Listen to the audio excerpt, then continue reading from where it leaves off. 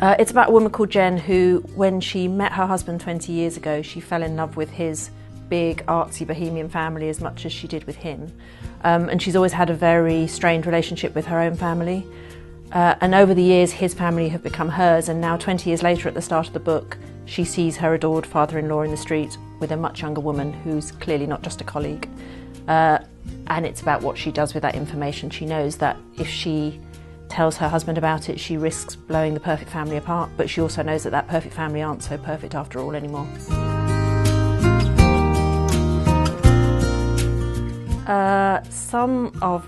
All of my characters are probably an amalgamation of a few people I know, not consciously based on anybody, but with some of their attributes. But some of the smaller characters have possibly been based on people I know who weren't terribly nice to me, and they maybe pop up in the books. For example, there really was a woman who I used to work with who was found on her hands and knees in my office, measuring it with a tape measure to make sure that it wasn't bigger than hers. And I really did used to work with someone who used to have email sex with his mistress, knowing full well that his emails would go via his assistant. So yes, occasionally I do put those kind of things in, and I don't know if anyone recognises themselves, but no one's ever said to me that they do.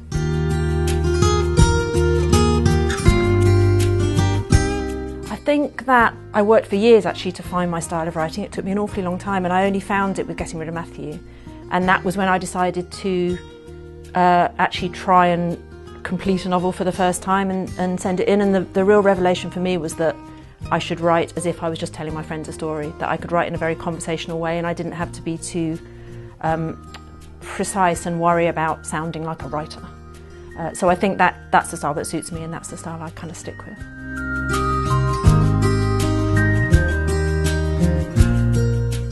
I do. You have days when it flows really easily, and you have days when it's actually quite hard. So sometimes I will just give myself the day off if it's hard. But the thing that really gets me back into it is if I go for a run. If I'm really struggling and I go for a run, it kind of clears my head and helps me.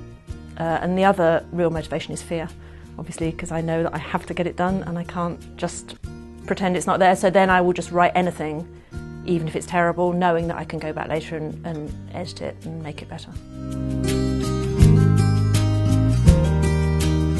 I always start by trying to think what central relationship I want to have in any book, whether that's siblings or a couple or friends or colleagues. And then I'll start thinking about themes and areas that I'm interested in writing about. So in this case, I've been thinking a lot about families when I was writing The Ugly Sister. And I've been thinking a lot about the difference between growing up in a large family and growing up in a very small family. So I wanted to set the book in that kind of environment.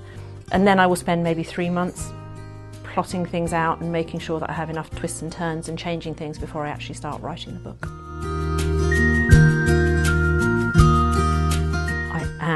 I am writing my new book, which is about the central relationship is a woman and her assistant, and it's a woman who they're on the surface of it very close. She believes they're very close. It'll turn out the assistant doesn't necessarily feel the same way, but she persuades her assistant into honey trapping someone who's close to her, who she believes is having an affair, and obviously it all goes horribly wrong.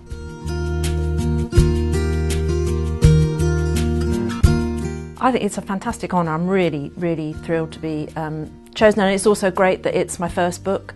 It's really nice that I think people will get the chance to read that, and I just love the whole idea of World Book Night, where they're giving away books to people who either don't read or haven't got the means to necessarily get hold of books. So yeah, it's really, really exciting.